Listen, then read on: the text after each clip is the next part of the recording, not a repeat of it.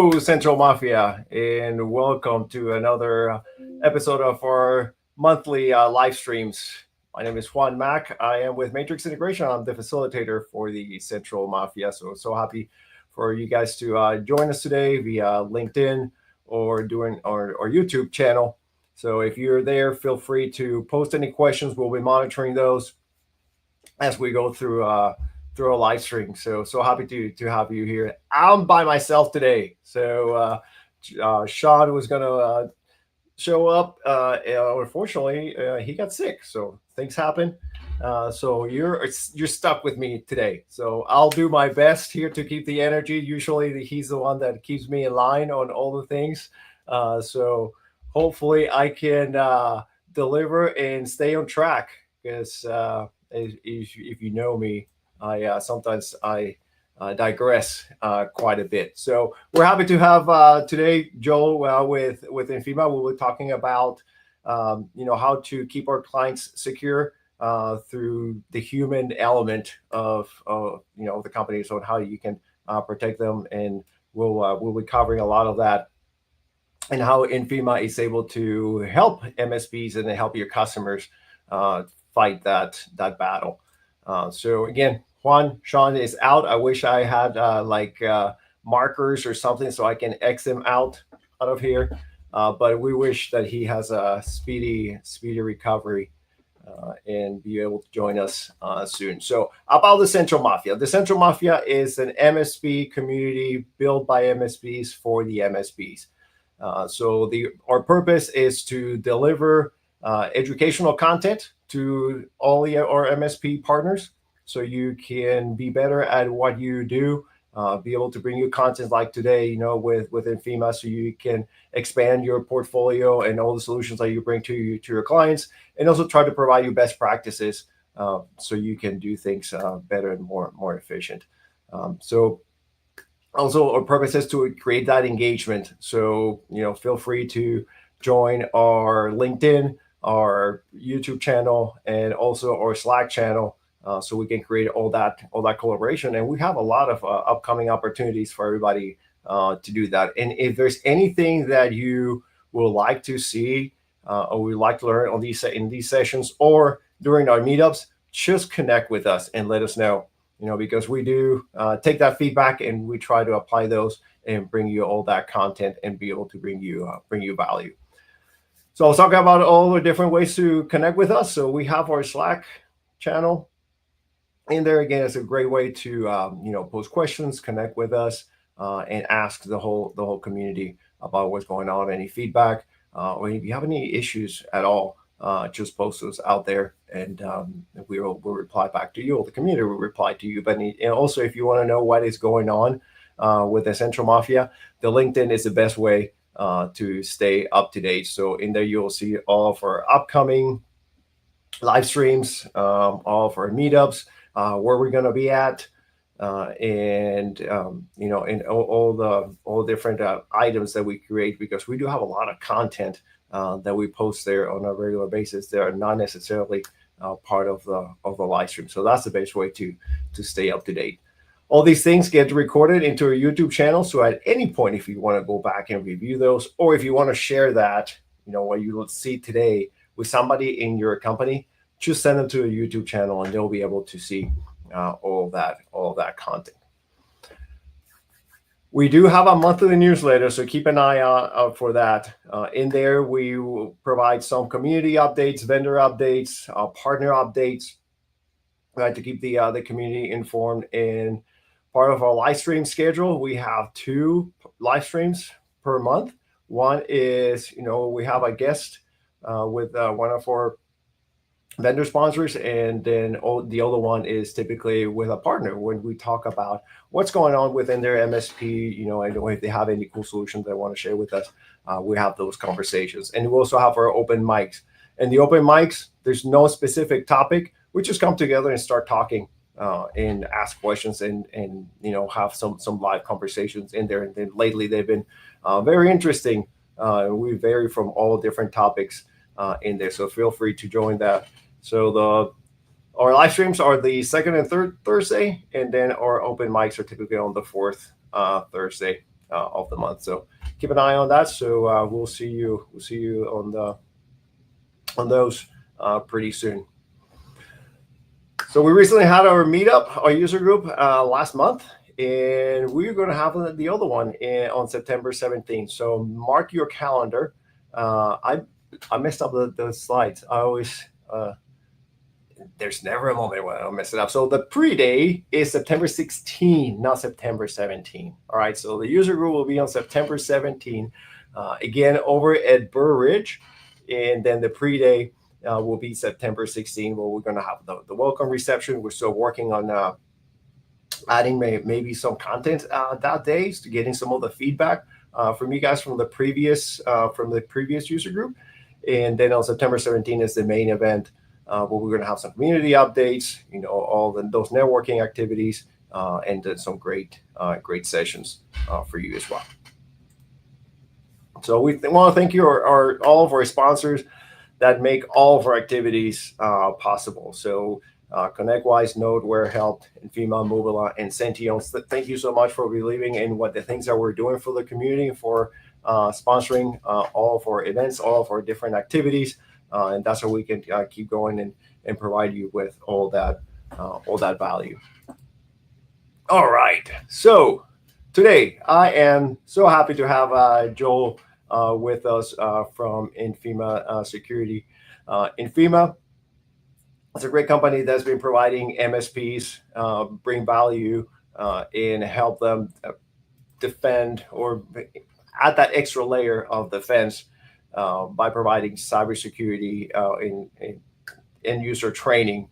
And one of the cool things that they do, and this is what Joel's going to talk about, is how they focus on that human factor, that human centric risk. And he has a lot of information about that. And he's also going to share with us how INFIMA is able to approach that and help MSPs and help our clients stay secure. So with that, Joel, we'll bring you in.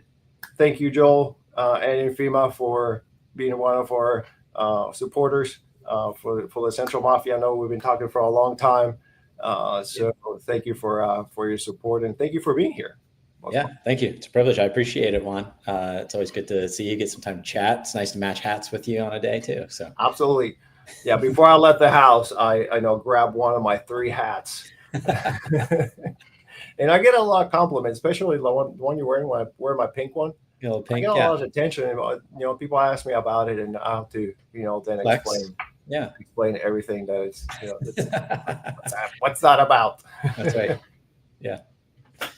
Yeah, well, we do have some fun. We've got some shoes over here that we've done. Some merch we've done, and so it's always fun when you come by our booths. We got some things. Sometimes it surprises me even when somebody comes up or when I get to the booth and find out what we've added. So I love it. Yeah, I think one of my favorites that I did not bring those home with me is when you guys have the Taylor Swift band, like the Swiftie. Yeah. Oh yeah. I got a couple of bracelets somewhere around here. Yeah. No, we've had a lot of fun with a bunch of stuff. So yeah, no, you guys are a great group, and obviously the solution that you guys provide, it's also thank you. It's also amazing. So you're here to talk about, we're talking about like cybersecurity and the cyber threats, and one of the things that you guys focus on is on that human factor, which I can definitely relate to. Like here in Matrix, we're here. We say that we're here to humanize IT, because it's always about the people. And I feel like that's probably one of the things that differentiate you guys, from some of the other companies, is that you actually focus on the people, the human aspect of, security, and how to keep everybody aware. So tell us a little bit about that. Like, what is that human factor, and how do you guys, bring that for MSPs and for our clients? Yeah. Thanks, Juan. I appreciate that. We love studying behavioral science, and that's been at the core of what we've done as in building this business.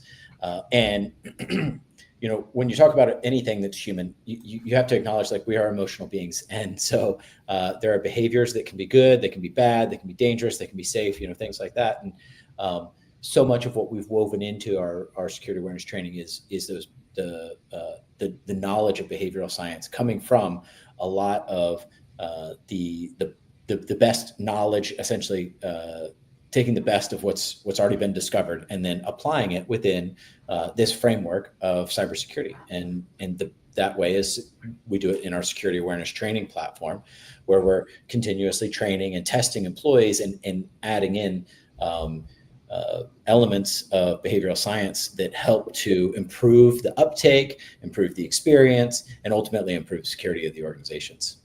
So also has a lot to do with that when we're talking about like when you talk like social engineering, right? So like, trying to assimilate and catch people into doing things that they think they're okay, and then and they're not, right? So it feels like it's changes so often. Like when we talk about cybersecurity, it's like all these different layers, right? And we think that we're protected, but then we have that human factor. But on the other side, I think the attackers they know how to evade these other tools in order to get to the person. It seems like every time they get even better and better and better, and it's trying to teach people. You would get better and better if you got to test something every single day, every moment of every day, and it cost you nothing to test it, and a failure costs you nothing. And so you would just naturally continue to get better. These attackers are essentially running the world's largest, history's largest crowdsourced social experiment, because they're able to fire off millions, billions of these phishing emails in a day, and they don't need 1%. They don't need 0.1%. They don't need 0.01% to land even. The actual success rate can be so low as a percentage of how many they're sending, because it costs nothing, essentially nothing, for them to send any of these phishing emails. Say if we're talking through phishing attacks, and if they get caught, none of these people have. I mean, how many times have you heard about somebody getting trotted into prison because they were sending out phishing emails? There's a lot more people out there doing phishing attacks, doing any kind of hacking attacks, than are those who are actually getting prosecuted for it, because they're in places that we don't have any jurisdiction. And so they can launch attacks from anywhere. And in physical warfare, you actually have to be close typically. In digital warfare, you don't have to be anywhere. You could be launching these things from the moon and relaying off of Elon Musk's satellites, I'm sure. But so when you say it seems they're getting better, well, they necessarily will, because they just get to continue practicing. You get more reps at it, and you're just going to continue getting better. But back to your point on the other side is you can have these, you framed it up of saying, you have this human factor. You can have all of these great security protocols, and you can think about many movies where there is some con man or some kind of attack where they say, oh man, look, they've got impenetrable security, and then all of a sudden, or not all of a sudden, but then they look through and they're watching the changing of the guards, and they're getting to know the lifestyle of the different people, and then you find that weak link. And it doesn't matter how strong the forces, the fortifications are for your security, when you just have somebody who's a weak link. And we see it in movies over and over again. It's still part of our psyche. We understand that when we see it in the sense of a physical security. But we'd love to think, unfortunately, it doesn't happen. We'd love to think in the digital world, like, oh, we've got all of that locked down. We've got all the right tools in. And it's interesting because when we talk about security, like in here, I talk to some of my peers. They always tell me, it's like, oh, I don't click on any emails. Oh, I don't open any emails. And I try to tell them, it's not always email. That's right. When it comes to all these, because there's so many other tools, places that you visit, and it's people just need to be aware of. It's not just email. It's all once you're connected, you're just you become that weak link, and you have to be aware of what is out there. So it's not just teaching people, like, don't open an email, don't click on a link that is in your email. You have to be aware of all the other components. Yeah, you're absolutely right. And we're seeing more and more, hearing more conversations from our partners, and seeing it more in the end clients who are pursuing or in need of regulatory or compliance standards. And that's really where it helps them to broaden the understanding. Phishing is the one that's closest to people's knowledge. They're most familiar with that. But, we also are going through, in our training, we include things on insider threats or on data storage and destruction, or password management, things that are critical from an MSPs understand all of these things, but it's how do you communicate it to your end clients, and how do you do it in a way that's palatable to them, so that they're not like whining over like, man, I've got to do another one of these training videos or training content. And so that's, again, some of where the behavioral science has come in, where we allow a little bit of, levity in there, a little bit. It's nice to get a little chuckle in something. We're not looking for like a belly laugh. We're not comedians over here, but a little chuckle in there that kind of just helps you speed through. And in that process, you are learning. We all know it. Very few of us can read something one time and then it's ingrained in our memories, and then it changes our behavior. It does take multiple times, and it's a consistent process. On the other side of it, that what kind of forces it along for the MSP to have a security awareness as part of their stack is that there are so many compliance requirements, or so many compliance bodies that require security awareness training, and every cybersecurity insurer does anyhow, that you need to have security awareness training in, and more of them are requiring you to prove it. There was Brian Doyle is a friend with BCIO Toolbox, and he has a podcast the other day where he was highlighting that there are over 40% of cyber insurance claims that are denied. And if you do not have the data set to prove, in this case, that everybody has received their training, everybody's law is actually set up for security awareness training, there's a problem. Those insurers can dispute your claim. And we all know that the insurers know the present value of money better than anybody else. So that's often why what should have gotten paid out next week gets sometime next year, because they don't mind earning a little extra money on that cash. And that's just if you still get paid out. And some of these are getting denied, not just delayed. You touched a good point when you talk about like that compliance, right? And cybersecurity insurance, because it's almost like it's a must. We talk like 8 years ago, like some of them were starting with all these cybersecurity threats started increasing. It was maybe the requirements were different, or if the company decided to go and get it or not. But now it's almost like a must. And there's always, you have those basic components in order to be compliant, right? You need your MFA, cybersecurity training, right? And it feels like it is so easy for MSPs to position this into to their clients and be able to deliver. But when we're delivering something, we want to make sure that it's valuable for a client, but it's also easy to manage. And I think that's one of the good things that you guys bring into the table is the ease of management, in order to deliver that quickly, and then also to provide that proof. Absolutely. You sitting in the MSP spot have so many tasks, so many things in your stack, and there can be so many tasks that have to be managed, that you have to manage for each one of those tools.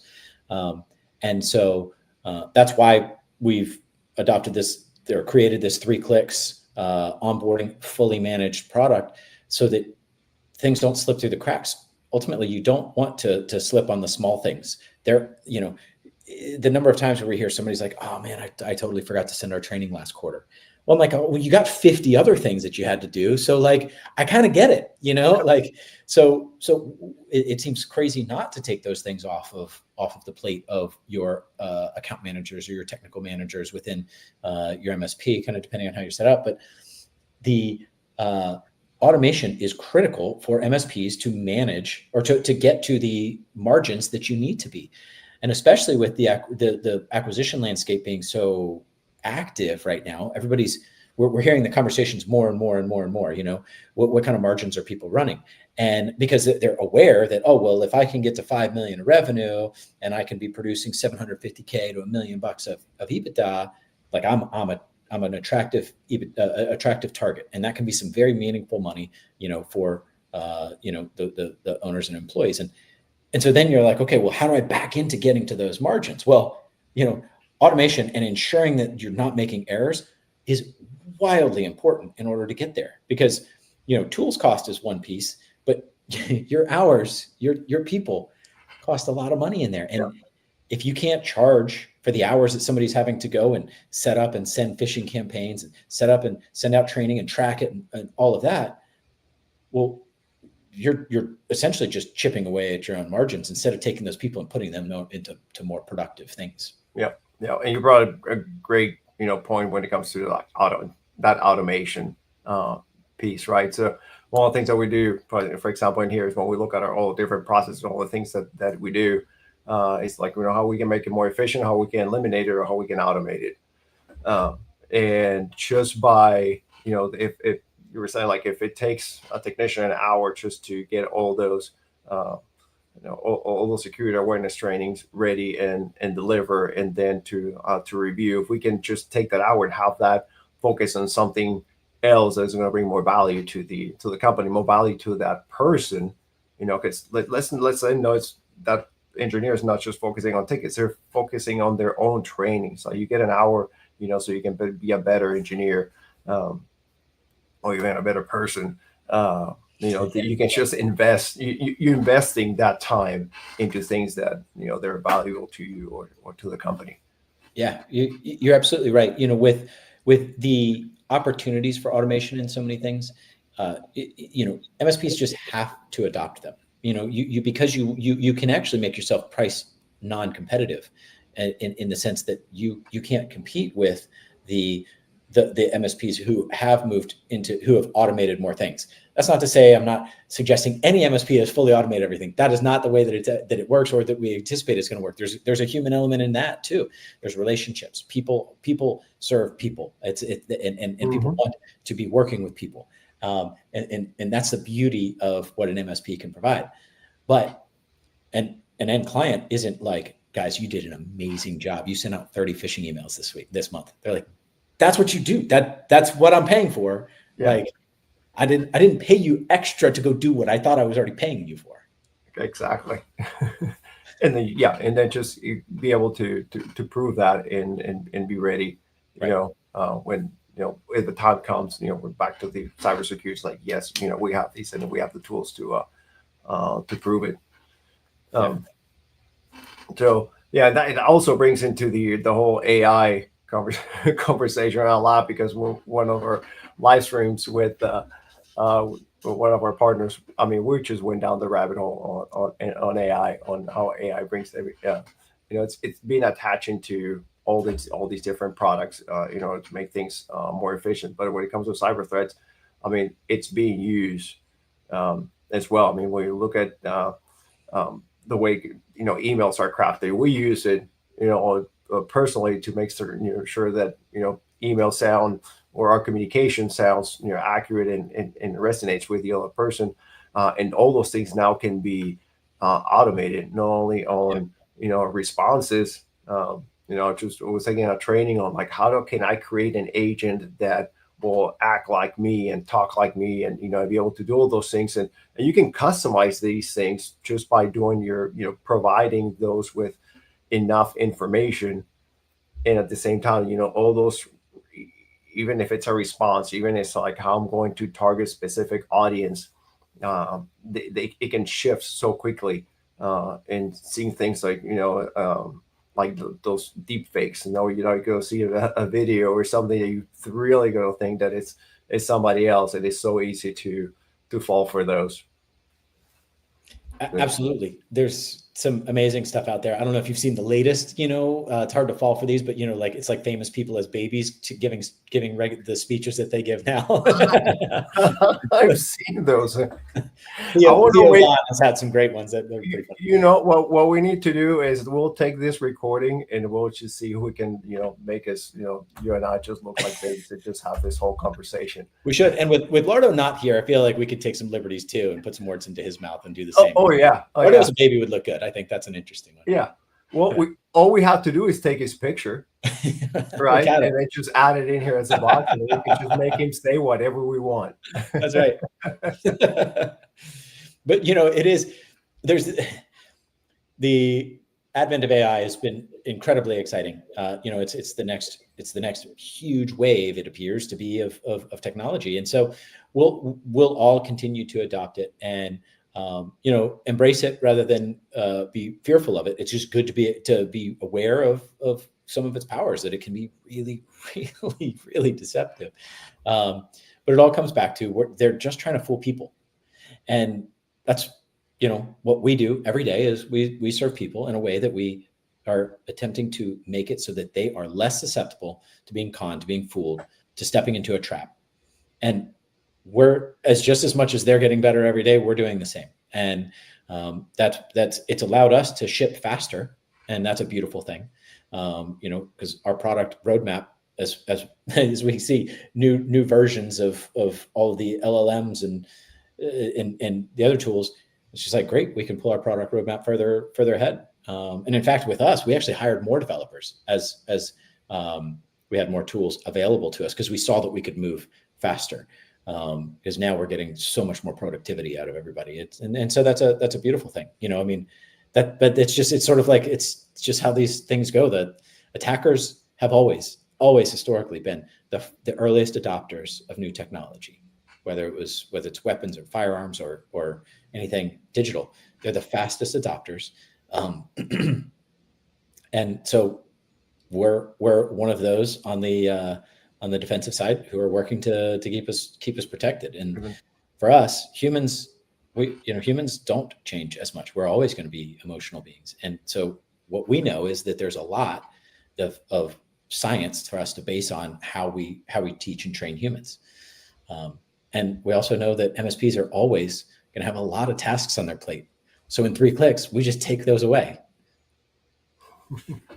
So with that, like what with all these changes that they happen so fast, what do you think it should be the talk track for MSPs when they're talking to the client about not only increasing the cybersecurity awareness and protection, but like what to look for in order to continue and build that relationship with them? When Jeff Bezos has been asked about Amazon and why he built what he built, he likes to, a lot of people will talk about what's changed or what's changing, and he likes to talk about the things that won't change. And he's like, people always want low prices and they always want it quickly. It's like, I'm not worried. If we do the best there, then nobody's going to be upset with us. And I think that analog when it comes to the MSP community is that their end clients will always want great service at a reasonable price. When it's technology, they're not looking. Most are not looking for bargain basement, but they want to know that they're going to get the quality that they should, and not be priced out, because when they're paying an MSP, it is not it's not a revenue seeking thing where they can attach, like a salesperson, they can attach revenue to it. But that first point is that if there is a genuine human touch, that it never changes. You can implement some AI for to assist on a lot of your support tickets and support desk and stuff. But at the end of the day, when somebody is entrusting an MSP, they want to know that you, as the owner or the account manager or whoever, understands their business, understands them, and wants to be in the boat with them.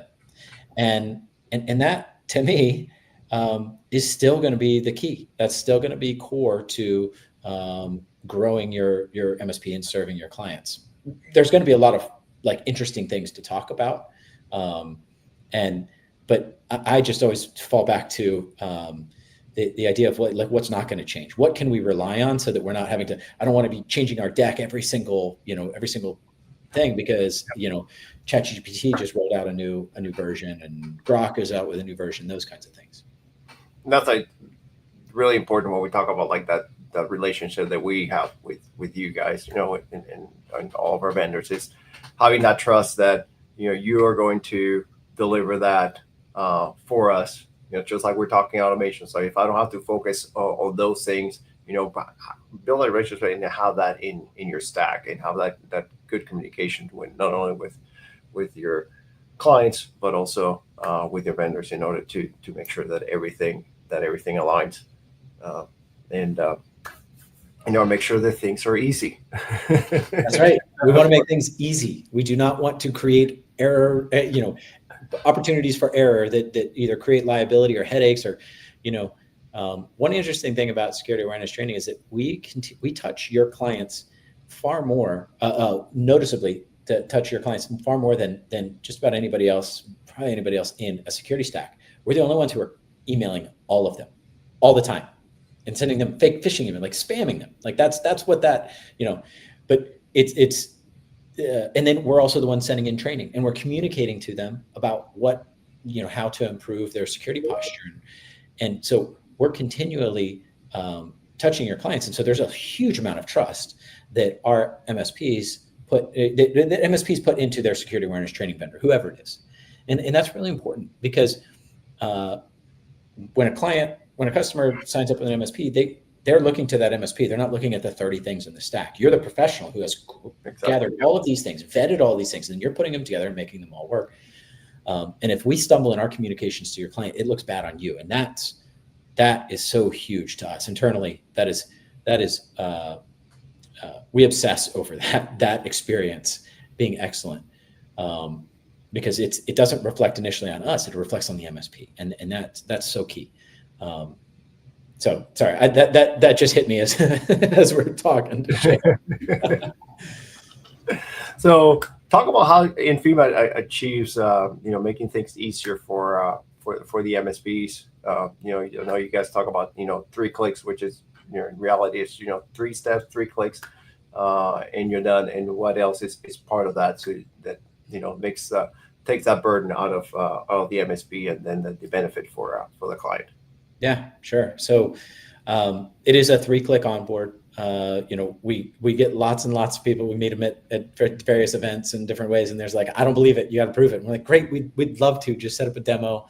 We can keep it to 15 minutes, and then you can hang out and be like, all right, fine. I don't want you. We're like, I mean, however it goes. But if we show you that this does work, we do this in 3 clicks. Like it tends to lead to more and to partnership. And but I always give a shout out to Matt Lee, who gave us this idea back in 2020 during lockdowns and COVID. And he said, if you can crack this, the need for whitelisting for all of your different clients and going through every single one of them and ensuring that your training emails will be delivered and that the phishing emails will be delivered. If you can crack that, and we did, well, I didn't, our CTO and product team did. And that was in December of 2020. And in January of 2021, we went partner exclusive. We went channel only at that point, because the value to the partners of having a 3-click onboard is so immense. And the MSPs will see that value far more than an enterprise who's like used to like, cool, we'll do a 1 month rollout of this. And we're like, well, we're going to do it in 3 clicks. So you can measure that however you want, but that's in seconds, not in days and weeks. Right. Yeah. And months. And so what does it do? Well, we take care of all of the phishing emails for your clients. By default, everybody in any one of your clients, any one of those tenants is going to get 1 phishing email per month. You can dial that up or down. Very simple. If anybody falls for it, they're notified, they're retrained, you're notified, it's on the reporting, all the things. Every step there goes all the way through.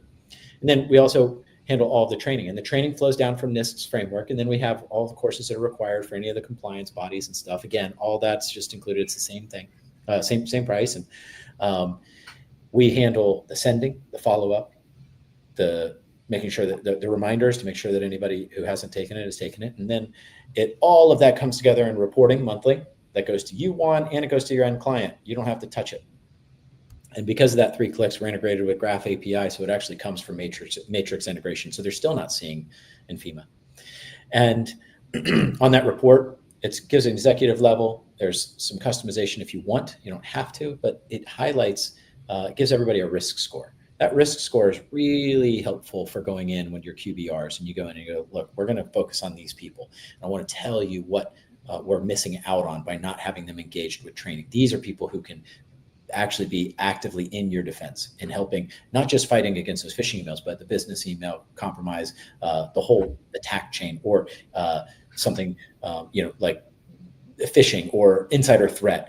or just safe, locking up your laptop. We've got a lot of our friends in that community, and Matt Lee leads that charge. But just the giving them knowledge to equip them to be good stewards of your data and your access. And then in reality, it even helps them with their families. Everybody who is not in this world knows that there are attackers out there, but it's hard for them to know in a physical sense. They're like, I've got the locks on my doors, locks on my windows, and I've got an alarm system and I feel good. They don't know where all these attacks can come from. So we're helping to educate them so that you take something that is a sort of an amorphous, scary risk and give it some body, give it some context, and then tell them, hey, here's what can happen and here's how you can avoid those things. And then the last bit is, because we're fully automated, we give everybody a policy, a security awareness training policy that's just an addendum to any other policies that Matrix is handing to anybody into your clients. But that is used to show cyber insurers, regulators, compliance bodies to say, hey, this is what we're doing with our security awareness training. That's fantastic. Yeah. So it's easy setup. It's almost like that setup and forget it, right? But nobody believes it. So that's why we say 3 clicks and it's done. Yeah. And then okay. Everything takes care of itself. So you don't have to worry about proving to the client that you're delivering that. But then at the end result, you're just bringing that value and that knowledge back to the client. Because you were saying, we need to focus on these individuals. So these are the things that are showing up. So you have then that human connection, that trusted advisor, relationship with a client that you can just bring to the table. And it sounds like as MSPs, we don't have to do that because it's delivered to us, right? It is. One less thing to do. That's right. We going and pulling reports for your 30, 50, 100 clients every month is out of all of your systems. That's a lot of work, but we hear about these things. So we're like, well, great. We can solve that problem too. Yep. We don't have to automate it. It comes fully automated. That's right. Yeah. Fantastic. So you mentioned, you guys are channel only, right? So if anybody wants to is going to secure, we'll see you there. Yeah. You guys are going to be there. Yes, yeah. Absolutely. It's we're based in Orlando, so that's our headquarters. It's my hometown, so we love it when everybody comes and visits us here in Orlando. Awesome. So IT Nation Secure is it's coming up pretty soon. So June 3rd, the evening when it starts. I think we still have that ITN communities. If you have not, there it is. ITN community. That's for $100 discount of the registration. So for those partners who have not registered, you can still go in and register. Use this promo code. And I believe today is the last day for the room block. I got that email today. So just a reminder for all the partners today. May 15th is the last day to get the room block over at the hotel. And once you sign up, make sure that you look for the INFIMA booth. Stop there and talk to see us. Maybe find some fun swag. Yeah, Joel and his team, and challenge him on those 3 clicks. That 3-click setup. Yeah, that's right. Yep. And also on our newsletter, there is a link if anybody from the Central Mafia would like to schedule a deep down conversation with you or your team, do a demo to actually check it out. Yeah. So we will be there. Central Mafia will also be there. We'll be at the community section. So for those of you new into our community, want to learn more about the Central Mafia and everything that we're doing, just stop by. So Central Mafia will be there, and INFIMA will be there, and all of our partners will be there. So we hope to see you there here in a couple of weeks. So, yeah, looking forward to it. Awesome. Joel, anything else they like to share? We love the Central Mafia. We're looking forward to being back with you guys later this year for some more fun. Yeah, absolutely. September 17th, or back at Chicago in the Brewer Ridge area. So yeah. Awesome. Joel, thank you so much for joining us today. We really appreciate it. Again, we appreciate your support. And if anybody has any need to get in contact with Joel and you miss it, contact me. I'll send it directly to you guys or you can follow you guys as well. So thank you so much again. Thanks, Juan. And we'll see you soon, man.